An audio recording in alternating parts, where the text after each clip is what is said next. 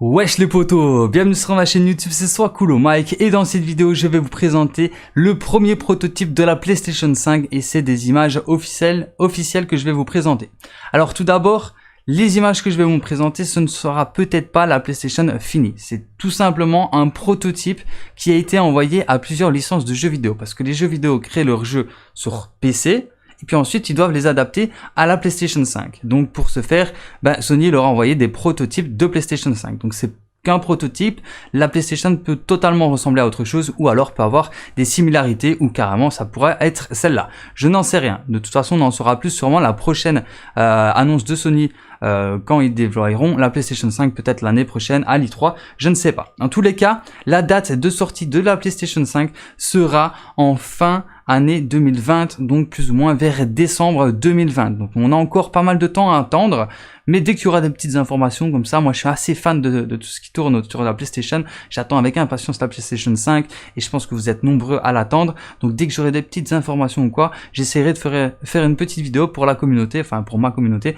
J'espère que ça vous plaira. En tous les cas, moi ça me fait plaisir d'en parler avec vous. Alors maintenant, je vais vite fait vous parler de la manette. La manette, normalement, elle sera classique. Ce sera une manette normale. Mais ils vont rajouter une petite option sur la manette à propos des touches L2 et R2. En fait, le déclencheur qu'ils ont ajouté sur la PlayStation 4, donc les manettes de PlayStation 4, c'est un déclencheur qui est assez souple. Enfin, il y a beaucoup de jeux dans le déclencheur. Moi, j'avais même acheté un Striker Stop qu'on pouvait acheter chez Burn Controller. Donc, c'est un petit accessoire que je mettais en dessous de la gâchette pour régler justement le déclencheur du L2 et R2. Et ben là, apparemment, sur la nouvelle manette, sur la manette de PlayStation 5, ils vont carrément inclure cette option sur la manette directement. Donc, il y aura un déclencheur adaptatif que vous pourrez déclencher, régler, soit sur la manette ou soit dans les menus de la PlayStation. Donc, je sais pas vraiment où ça va se faire, mais je pense plus que ce sera sur la manette. Donc après, je sais pas si c'est une info sûre, c'est une information que j'ai vue sur Internet, donc c'est pour ça que je vous en fais part. Alors, une autre information, c'est à propos d'une caméra. Donc apparemment, il y aura une caméra qui sortira dès la sortie de la PlayStation 5, excusez-moi. Ce sera une PlayStation 4K. Alors, s'ils font ça, c'est tout simplement parce que sur la PlayStation 4, quand ils ont sorti la nouvelle console, nous avons un bouton share qui nous permet de faire des streams. Et en fait, les gens, ils ont commencé à streamer. Ça a pris de l'ampleur, beaucoup plus d'ampleur que sur la PlayStation 3. Donc voilà, ils savent que le stream est en pleine expansion.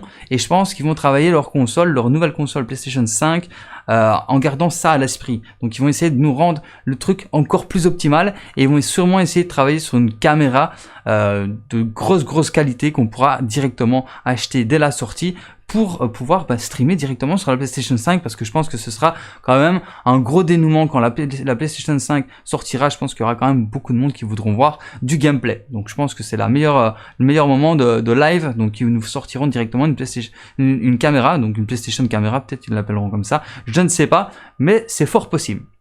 Et la dernière petite information que je voulais vous partager, c'est qu'apparemment il y aura deux consoles à la sortie.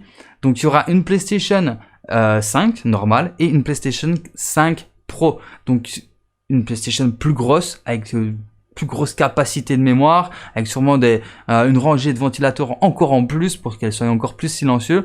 Je trouve que cette idée est vraiment pas mal parce que là ils ont sorti la PS4 Pro 2 ans après la PS4 normale et voilà, beaucoup de personnes n'ont jamais acheté la PS4 Pro parce qu'ils avaient déjà la PS4 normale. Donc là s'ils nous donnent l'opportunité de choisir entre la PS4 Pro et la PS4 normale, beaucoup de personnes je pense vont acheter la PS4 Pro et vont jamais acheter la PS4 normale, dont moi j'achèterai directement la Pro.